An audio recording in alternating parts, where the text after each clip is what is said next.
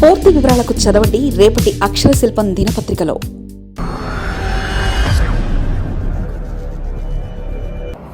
బాలయ్యకు చోటు, కొంతమందిపై వేటు. సంక్రాంతి తర్వాత బాలయ్యకు మంత్రి పదవి.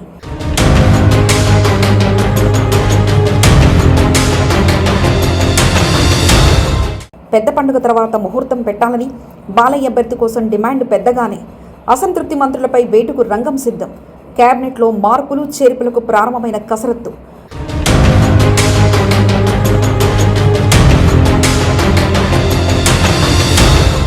కూటమి మంత్రివర్గంలో కుదుపు రానుందా?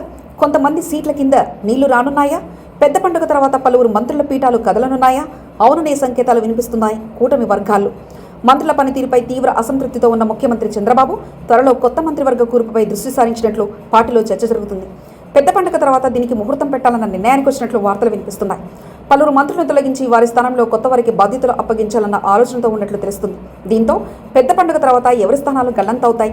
కొత్త వారిలో అమాత్య పదవి అదృష్టం ఎవరిని వరిస్తుందన్న టెన్షన్ కూటమి పార్టీలో నెలకొంది. ఇదిలా ఉంటే తాజాగా బాలకృష్ణ పేరు అనూహ్యంగా సోషల్ మీడియాలో చక్కర్లు కొడుతుండడం గమనార్హం. ఈసారి కొత్త మంత్రివర్గ కూర్పులో హిందూపురం ఎమ్మెల్యే బాలకృష్ణకు కేబినెట్లో అవకాశం కల్పించాలన్న డిమాండ్ గట్టిగా వినిపిస్తుండడం విశేషం. దీనిపై టీడీపీ అధినాయకత్వం నుంచి ఎటువంటి సంకేతాలు రానప్పటికీ సామాజిక మాధ్యమాల్లో మాత్రం బాలయ్య అభిమానులు ఈ డిమాండ్ను లేవనెత్తుతున్నారు. బాలకృష్ణకు మంత్రి పదవి ఇవ్వడంతో అటు జనసేనను కూడా కాస్తంత కట్టడి చేసిన పరిస్థితి ఉంటుందని బాలకృష్ణ అభిమానుల మాట. అయితే బాలకృష్ణకు ఖచ్చితంగా మంత్రి పదవి ఇవ్వాల్సిన పరిస్థితులు కూటమి సర్కారులు నెలకొన్నాయి. టీడీపీలో వరుసగా 3 సార్లు గతంలో వైసీపీ అధికారంలో వచ్చినప్పటికీ కూడా వైసీపీ వేవ్లో కూడా హిందూపురం నుంచి బాలయ్య గెలిచారు. దీంతో ఇక 3ోసారి గెలిచారు కాబట్టి ఆయన ఫేమ్కు తగ్గట్టు మంత్రి పదవి ఇవ్వాల్సిన పరిస్థితులు క్రియేట్ అవుతున్నాయి. 2024 ఎన్నికల్లో విజయం అనంతరం జూన్ 12న చంద్రబాబు ముఖ్యమంత్రిగా ప్రమాణ స్వీకారం చేశారు. అదే సమయంలో పవన్ కళ్యాణ్ ఉప ముఖ్యమంత్రిగా మరో 23 మంది మంత్రులుగా కూడా ప్రమాణం చేశారు. ప్రస్తుతం చంద్రబాబు కేబినెట్లో 24 మంది మంత్రులు ఉన్నారు. టీడీపీ నుంచి 21 మంది, జనసేన నుంచి 3, బీజేపీ నుంచి 1 అమాత్యులుగా కొనసాగుతున్నారు. వీరిలో 17 మంది తొలిసారిగా మంత్రివర్గంలో చోటు దక్కించుకున్నారు. అదే రోజున వారికి శాఖలను కూడా కేటాయించారు.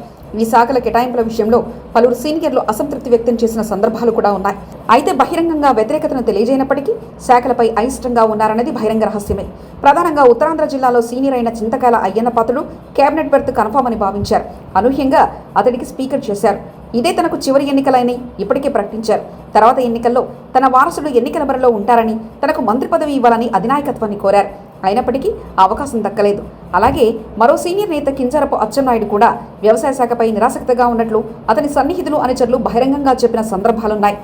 అలాగే ఉత్తరాంధ్ర నుంచి మంత్రులుగా ఉన్న గుమ్మడి సంధ్యారాణి, కొండపల్లి శ్రీనివాసులు అంత యాక్టివ్గా లేకపోవడంపై అధినాయకత్వంలో కొంత అసంతృప్తితో ఉంది. అలాగే పాయకరావుపేట నుంచి గెలిచిన వంగలపూడి అనిత ప్రస్తుతం కీలకమైన హోంశాఖ మంత్రి పదవిలో ఉన్నారు.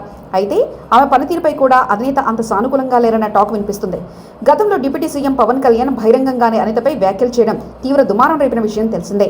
అనంతరం రాష్ట్రంలో వరుసగా జరుగుతున్న సంఘటనతో శాంతి భద్రతలు క్షీణించాయని వైసీపీ తీవ్ర వ్యాఖ్యలు చేస్తూ ప్రభుత్వంపై బురద జల్లుతుంది.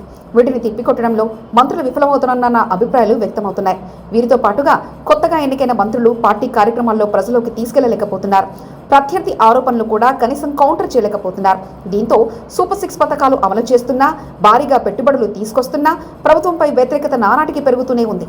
ఈ నేపథ్యంలో పలువురిపై వేటు తప్పదని అధినాయకత్వం నిర్ణయానికి వచ్చింది. మంత్రుల పనితీరు మార్చుకోవాలని, ప్రజల్లోకి వెళ్లాలని అధినేత చంద్రబాబు అనేకసార్లు హెచ్చరిస్తూ వస్తున్నారు. అయినప్పటికీ అనేక మందిలో మార్పు రాలేదు. దీంతో సంక్రాంతి తర్వాత కొత్తగా మంత్రివర్గ మార్పులకు శ్రీకారం చుట్టాలని నిర్ణయించినట్లు పార్టీలో చర్చ జరుగుతుంది. ఇందులో పలువురు సీనియర్లకు శాఖల మార్పులతో పాటు పాత వారిని మార్చి వారి స్థానంలో కొత్త వారికి చోటు కల్పించాలని ఆలోచన చేస్తున్నట్లు టాక్ వినిపిస్తుంది. దీంతో అప్పుడే ఆశావాహులు తమ ప్రయత్నాలు మొదలుపెట్టారు.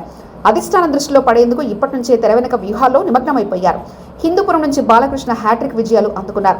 2014 అసెంబ్లీ ఎన్నికల్లో ప్రత్యక్ష రాజకీయాల్లోకి అడుగుపెట్టిన బాలయ్య 2019, 2024 ఎన్నికల్లో వరుస విజయాలతో హ్యాట్రిక్ను సొంతం చేసుకున్నారు. ప్రతిసారి బాలయ్యకు డిప్యూటీ సీఎం, కనీసం మంత్రిగా అయిన చోటు దక్కుతుందని అందరూ అభిమానులు ఆశపడుతూనే ఉన్నారు. కానీ ఇప్పటివరకు ఆయనకు కేబినెట్లో అవకాశం రాలేదు. 2024 ఎన్నికల తర్వాత తప్పకుండా మంత్రి పదవి వస్తుందని ఆశించారు. ఈ దఫా కూడా ఛాన్స్ రాలేదు. తాజాగా మంత్రివర్గంలో మార్పులు చేర్పులు చోటు చేసుకున్న నేపథ్యంలో ఈసారి తప్పకుండా బాలయ్య బాబుకు కేబినెట్ చోటు కల్పించాలని అతని అభిమానులు గట్టిగా పట్టుపడుతున్నారు. సోషల్ మీడియా వేదిక ద్వారా ఈ డిమాండ్ను టీడీపీ అధినాయకత్వానికి తెలిసేలా గట్టిగా పోస్టులు పెడుతున్నారు.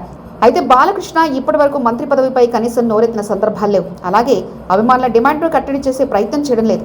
ఈసారి మాత్రం తప్పకుండా బాలకృష్ణకు కేబినెట్లో స్థానం ఇవ్వాలని అభిమానులతో పాటు టీడీపీలోనే పలువురు నేతలు కోరుతున్నారు. దీనిపై అధిష్టానం ఎటువంటి నిర్ణయం తీసుకుంటుందో వేచి చూడాలి. మరిన్ని కథనాల కోసం సబ్స్క్రైబ్ చేసుకోండి మీ అక్షర శిల్పం.